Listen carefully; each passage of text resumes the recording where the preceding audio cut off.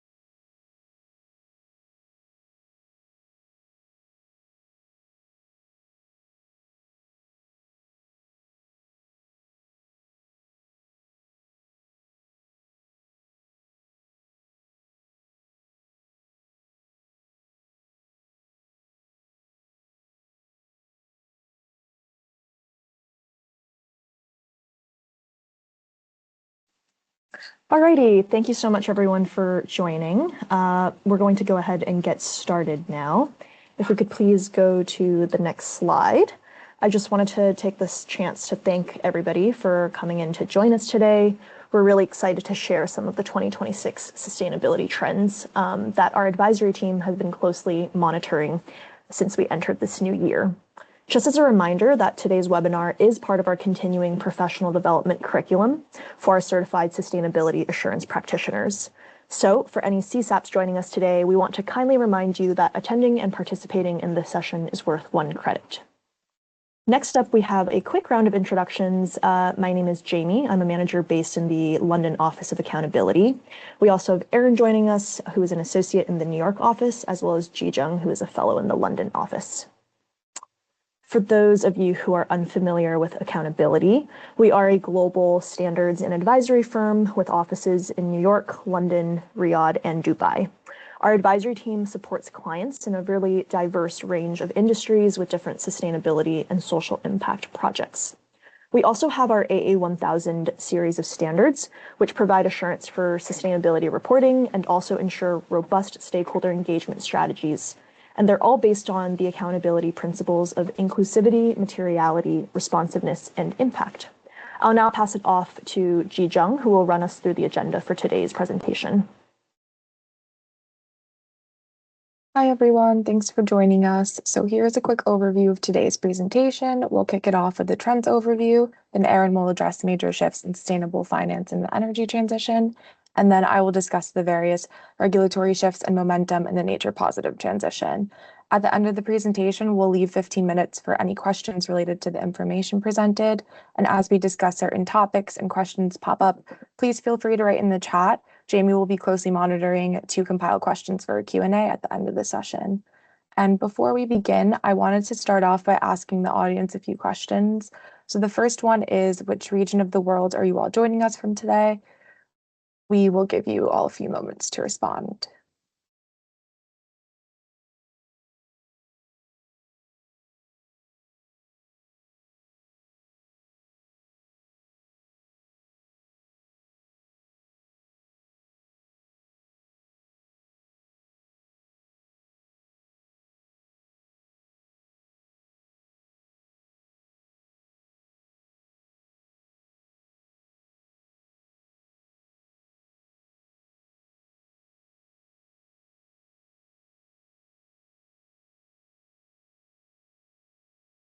Thank you. And the next question that we have is, what do you hope to get out of this webinar? So if you could just share a few words or phrases, that would be lovely.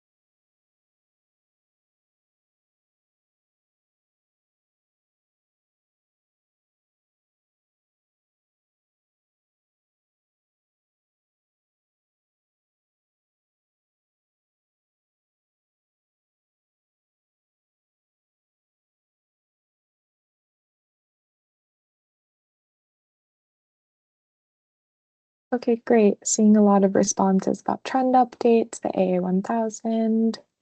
It's good to know. Okay, thanks for your participation, and we'll move into the trends overview now. So as we move forward into 2026, we wanted to highlight a few thematic areas that we will anticipate will be impactful and many areas of corporate sustainability. I'll pass it off to Erin, who'll go over some overview. Awesome. Thanks, Jijung. So I'm going to start by just highlighting a couple trends we see carrying over into 2025 into 2026. Last year, Accountability put out a report titled Rethinking Sustainability in Corporate America. Through conducting 30 in-depth interviews with senior sustainability professionals and executives, our advisory team was able to produce valuable insights called State of Sustainability in 2025. In the report, we discussed geopolitical and regulatory uncertainty, the rapid evolution in regulation, and how it has pushed corporate sustainability and strategy. Just a disclaimer, these trends are US-centric. However, I still recommend visiting our website and downloading a copy of the report as these continue to carry over into 2026. Additionally, some trends we see occurring in 2025 is the focus on energy resilience and affordability. This can be a more reliable grid and more ecosystems, and this is especially relevant with the continue of AI as it continues to put significant pressure on the grid and increasing electricity demand and utility prices. Additionally, pressures from investors to disclose nature-related risks have created unique opportunities in financing and investments in nature-based solutions, as they have the potential to offer $400 billion in savings by 2030.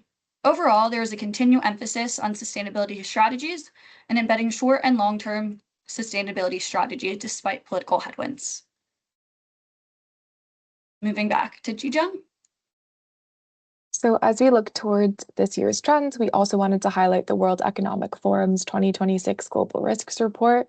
So this year will continue to be marred by geopolitical tension and uncertainty, which is also being reflected in the corporate sustainability landscape. So based on the Global Risks Perception Survey interview results, it appears that short-term risks are more geopolitical and societal, as you can see on the left side of the graph, and long-term risks are more environmental and technological. This is also a great time to launch our next poll question. So the question is, which risk category do you think will be the most severe in the short term, which is within the time frame of 2 years? We'll give you a few minutes to respond.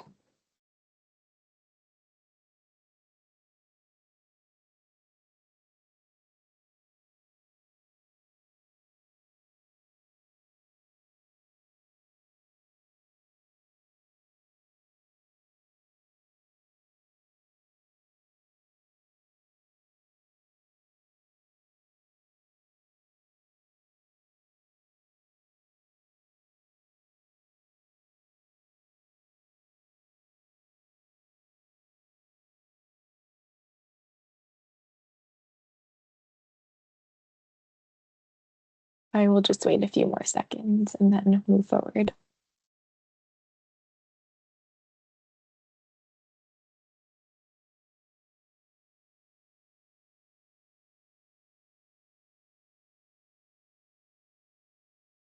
Okay, great. Thanks, everyone. All right, guided by 2025 trends and 2026 predictions, we've decided to highlight 4 areas of corporate sustainability that will experience major transitions. So these focus areas include sustainable finance, energy risks and resilience, regulatory shifts, and the nature positive transition. So Erin will kick us off with diving into sustainable finance updates. Awesome, thanks. So I'm going to start off by talking about our first trend, which is going to cover the sustainable finance outlook for 2026. In this section, I'm going to provide some overarching trends on overall financial distribution for sustainability financing and highlight 2 key emerging trends that we're likely to see great gain traction in 2026. Just a little bit about the sustainable finance outlook is we're really starting to see a shift away from what we call pure sustainable finance in 2026, but rather focusing on that long-term resilience and reliability. This comes in a variety of ways, but we can see it in seeing new opportunities for value creation and financing projects to help create resilient and reliant energy systems, and also ecosystems as well that allow businesses to continue to grow and thrive economically. Starting off, I'm just going to go ahead and provide that high-level overview of what we're seeing in the market and distributions. So in terms of bond and sustainable debt distribution, we see this in 4 key areas. The first is sustainability-based bonds, which are based on achievements and KPIs and overall corporate sustainability strategy and targets. The second is green bonds, and these are exclusively applied to environmental projects such as renewable energy, pollution prevention, circular economy. Next is social bonds, and these are projects that aim to address specific social issues like affordable housing. And finally, blue bonds, which funds projects related to areas like marine and ocean conservation. In 2026, just some quick facts to see really what the market is looking like is the sustainable debt issuance market is likely to reach close to 1 trillion in 2026, rising 5% by 2025. According to HSBC, we found that green bond sustainability supply is expected to rise by 3%, with social bonds expected to decrease by 6%. In terms of growth, we see the main growth to be in the EMEA region, with expected increases in issuance in Canada, Latin America, and the Middle East. On the next slide here, you can kind of see the distributions of how big each bond category is. You can see that green bonds are the biggest, followed by sustainability and social bonds. Moving on to the next slide, we can see here the distribution by region, with Europe clearly being the biggest region in distribution, followed by Asia, and also supranational investments as well. I next want to go ahead and talk about our first big trend that we're seeing take off in 2026, and this is transition bonds. Transition bonds are emerging as a new separate class of bonds in the bond market, and they're aimed at funding decarbonization for high-emitting industries such as aviation, cement, and manufacturing. These bonds are more appealing because their proceeds go to fund the energy transition and help these hard-to-abate industries gain financing to fund these expensive projects. So with transition bonds, they're often seen to have less stringent standards compared to sustainability and environmental funds, making these funds a little more accessible. Some examples of type of projects they tend to support are infrastructure retrofits, so creating more energy efficient buildings, asset retirement and replacement, so early phase out of high emitting energy resources, an increase in renewables or carbon capture technologies, and transportation alternatives, so switching from fuel-based fleets to electric vehicles or energy efficient fleets, or increase investment in areas like sustainable aviation fuels. And below on the bottom of this slide, you can kind of just see some of the key figures of what the market is looking like. It's expected to see a 45% year-over-year growth. There's a 500 billion potential market size, and we're expected to see 40 billion in issuance in transition bonds in 2026. Moving on to our second big trend is nature and biodiversity. We are seeing nature and biodiversity increasingly involved in sustainable finance with a new influx of private capital as companies recognize that their operations will be affected by nature loss. The UNEP State of Nature 2026 report states that public finance continues to dominate the form of funding, valued at 197 billion in 2023. Private funding additionally for nature solutions is rising to 23.4 billion, which is an estimated 8% increase. nature-related private assets under management have also grown 11-fold in the last year. At the same time, we're also seeing an increase in nature-related transition plans. Institutions are now integrating zero deforestation and regenerative agriculture requirements. This is also seen as investors are putting more pressure on companies to disclose their nature-related risks, primarily through the Task Force on Nature-Related Disclosure. As of 2025, we have seen over 500 companies disclose against this framework, with banks and asset managers leading the way. And lastly, we are seeing a growth in innovative interest instruments, primarily through sovereign debt swaps, as these are mechanisms that developing countries can use to alleviate foreign debt by investing in local conservation efforts. By investing in nature locally, countries can reduce their foreign debt. The World Bank reports that 7 countries have engaged in these swaps, unlocking $1,200 billion in financing in 2024. Additionally, we're seeing an increase in the biodiversity credit market, as this is valued to be $600 million as of April 2024. The biodiversity credit market is a market where credits can be purchased to support nature-based solution projects. It is estimated similar to the carbon market, but is connecting positive biodiversity outcomes.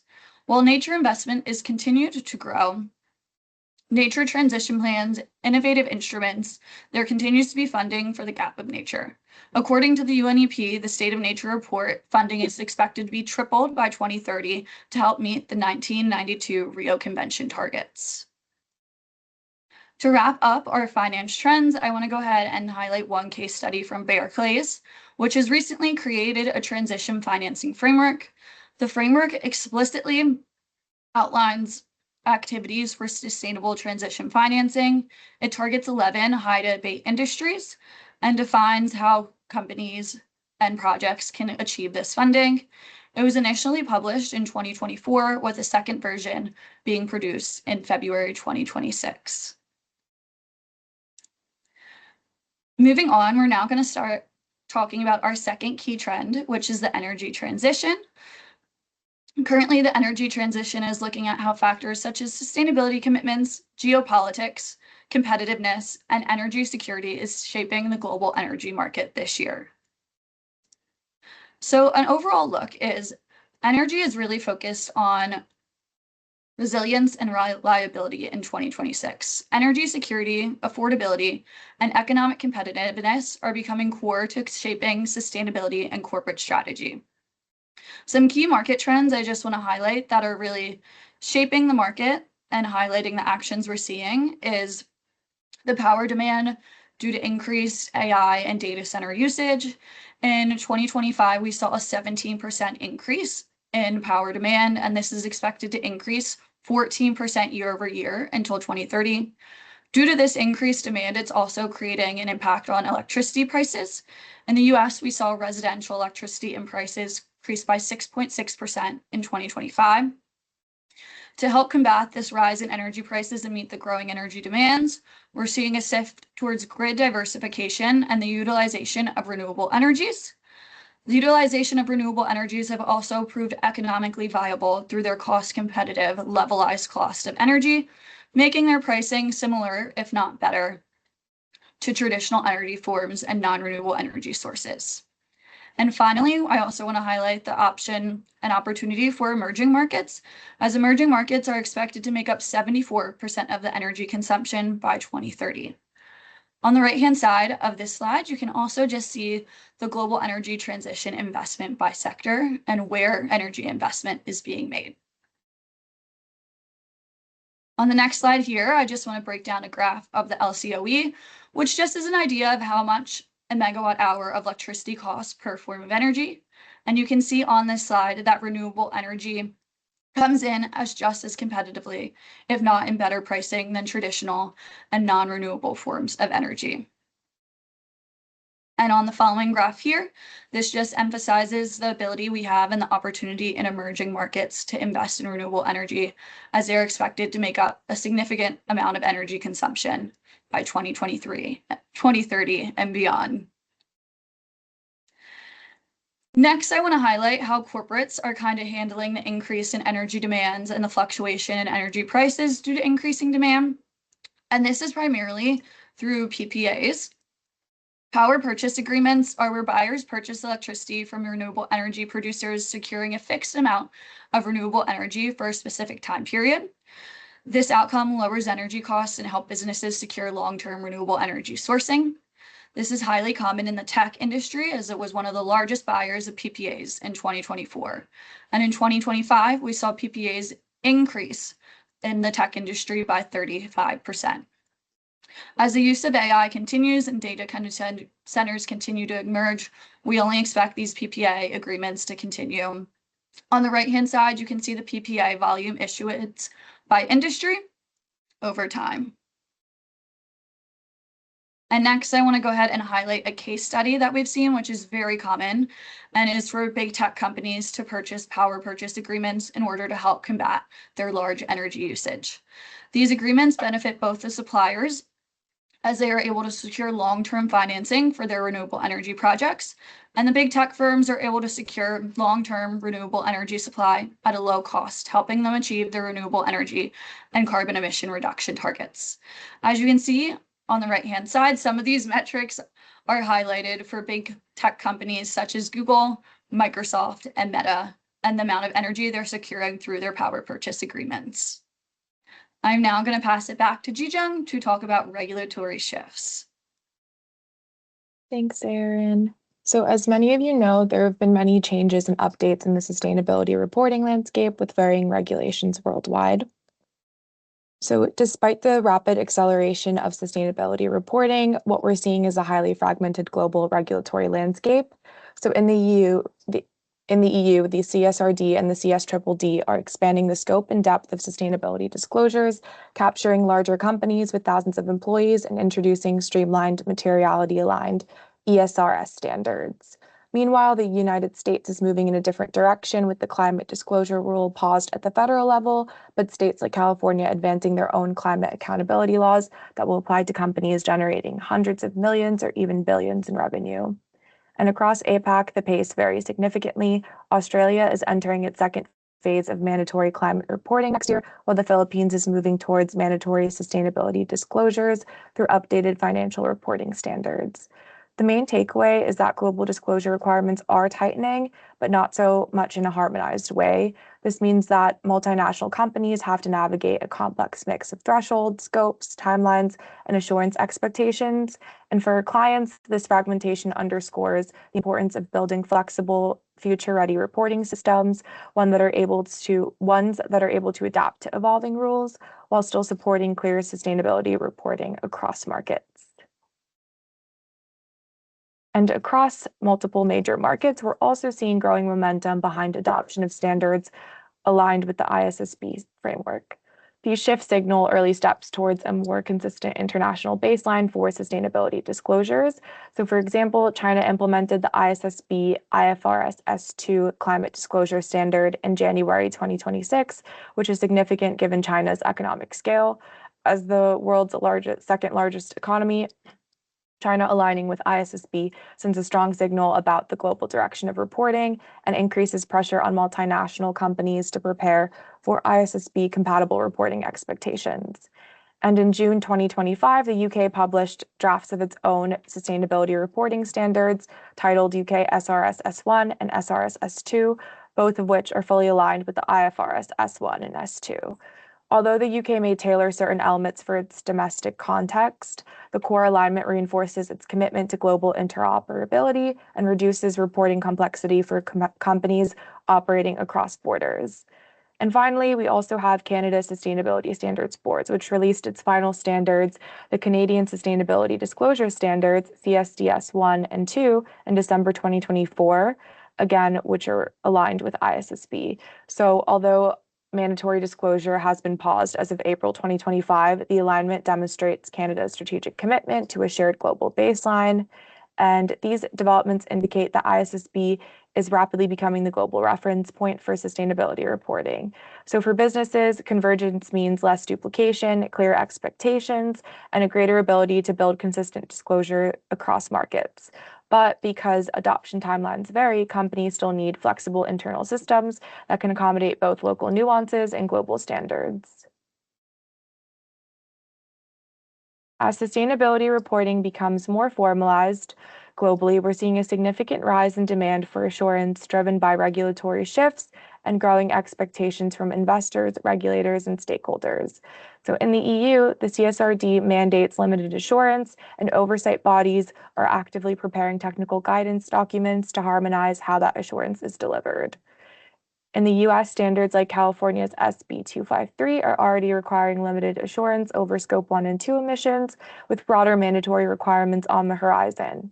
Meanwhile, markets like Singapore are also moving towards mandatory assurance for listed companies, especially for Scope 1 and 2 disclosures, beginning in the financial year of 2029. So what this tells us is that assurance is no longer optional, it's becoming foundational to credible sustainability reporting.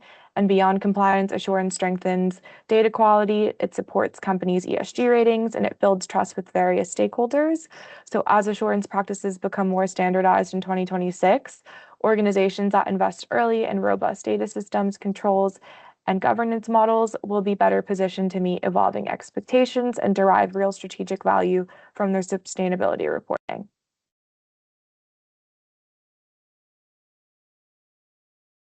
To close off the regulatory updates section, I'd like to highlight an example. So this focuses on Energy Vault, which is a global energy hardware and software company. They partnered with Sustainability Assurance Services, an assurance provider, to strengthen the credibility and reliability of its sustainability reporting, and they use the AA1000 Assurance version 3 standard. So Energy Vault was already reporting in alignment with GRI and the UN SDGs, but they were seeking out independent assurance to validate their management approach and the accuracy of their environmental and social KPIs. So through a Type 2 moderate limited assurance engagement, SAS reviewed a wide range of materials from stakeholder engagement outputs to materiality assessments and evaluated Energy Vault's adherence to the AA1000 principles of inclusivity, materiality, responsiveness, and impact. A Type 2 moderate assurance was the right fit for a lean team as it delivered strong credibility without the resource burdens. The assurance also examined the reliability and quality of disclosed excuse me.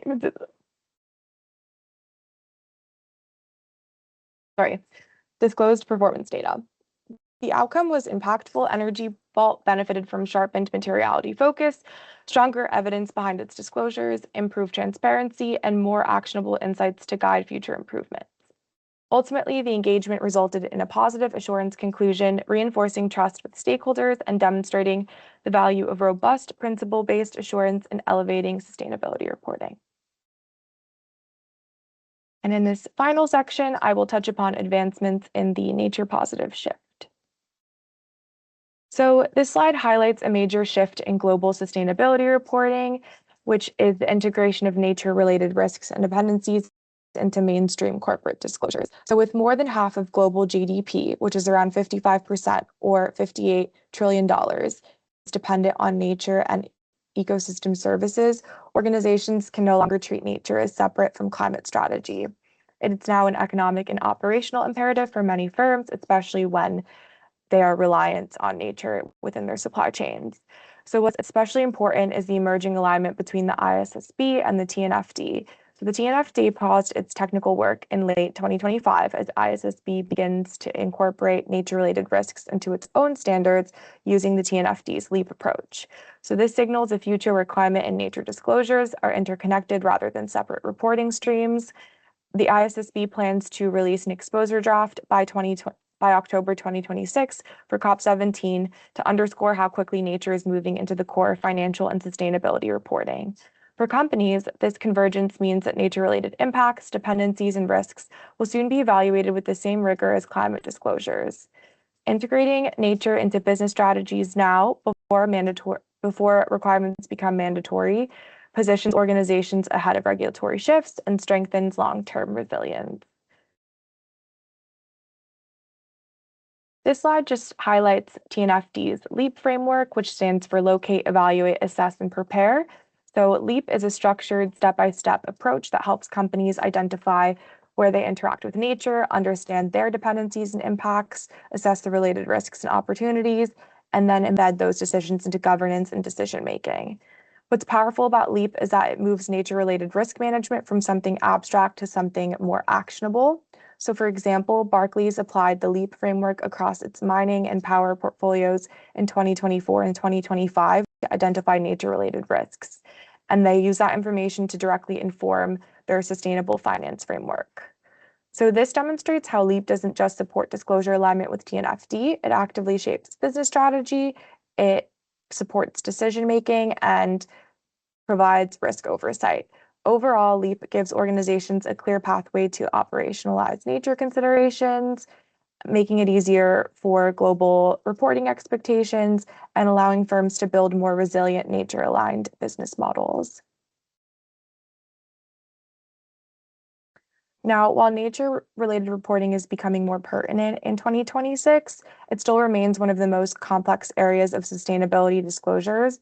So organizations are increasingly expected to report on their impacts and dependencies, but they face three major categories of barriers. So first, there are significant data gaps and quality issues. Companies struggle to access reliable data on land use change, pollution, and biodiversity, and the data that does exist is often inconsistent or not granular enough. Additionally, biodiversity information is especially difficult to translate into financial terms or balance sheet metrics, making nature-related disclosures much less accurate. Secondly, supply chain opacity creates substantial blind spots. Many suppliers, particularly in resource-intensive sectors, lack the capacity or willingness to collect and share nature-related data.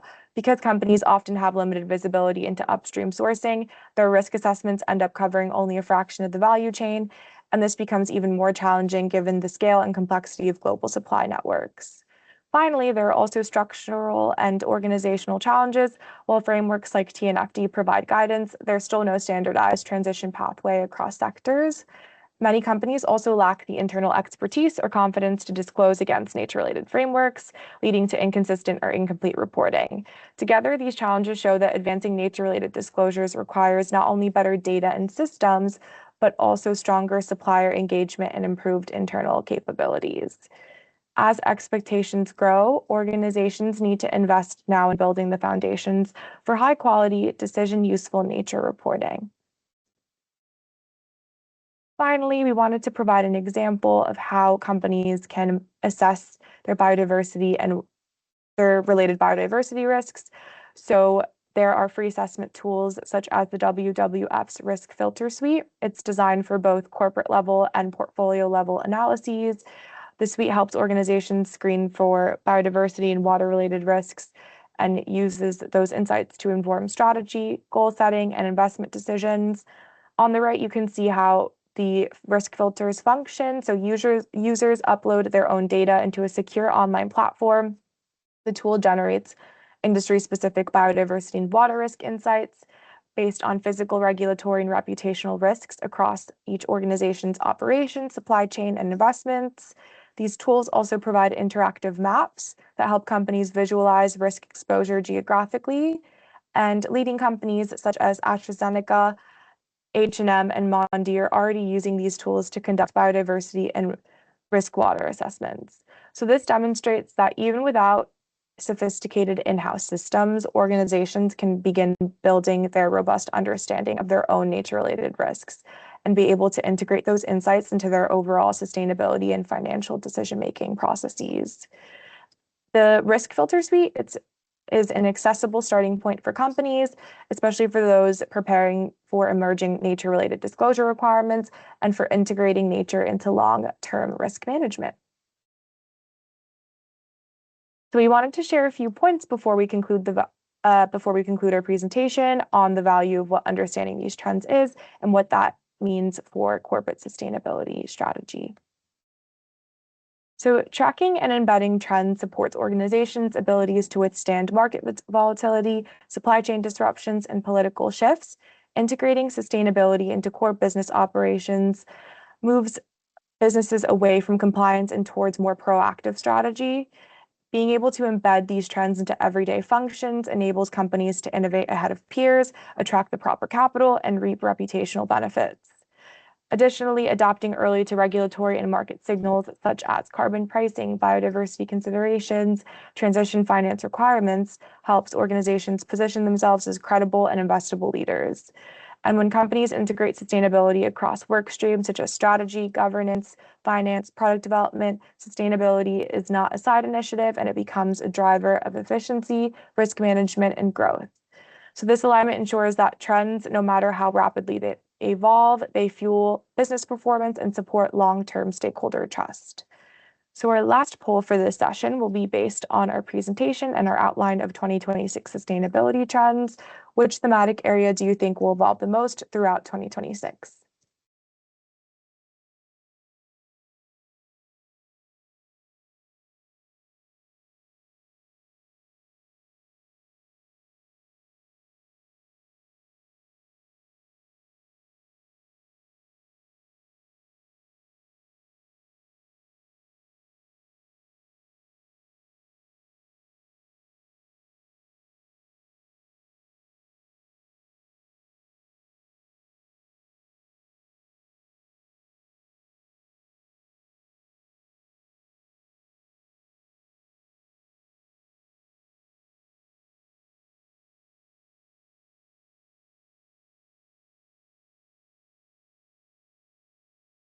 I'll give a few more seconds for everyone to submit their responses.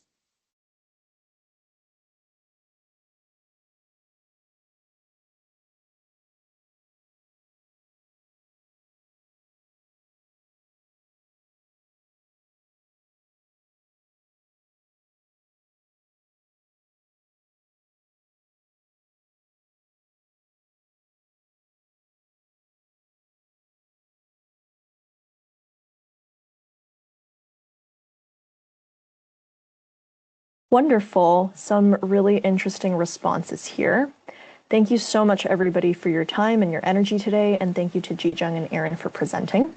As noted during the presentation, I was monitoring the Q&A, and in line with the poll results from our last poll, I think our first question comes from Christine Carey, who wanted to take a look at the renewable energy costs. So I believe that's slide 19, Jijung, if you could go back there really quickly. Perfect. We'll just pause here for a second. Christine or anybody else who joined the session today, if you have any questions or clarifications on this slide, please do let us know. Otherwise, we will let everybody digest this information a little bit longer.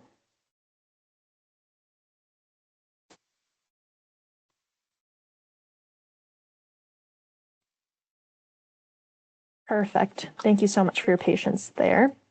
Our next question comes from Allison McKay, who asked if a country doesn't have its own ISSB aligned standard like the UK or China does, what should companies align to? Should they default to ISSB or wait for national alignment? I'll pass this question over to Erin.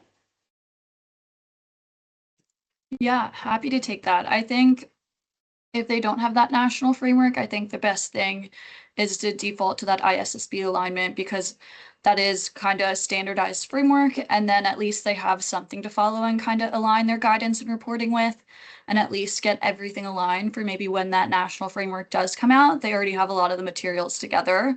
And in terms of those national frameworks too, a lot of them are already aligning with the ISSB framework. So it should be an easy transition there too.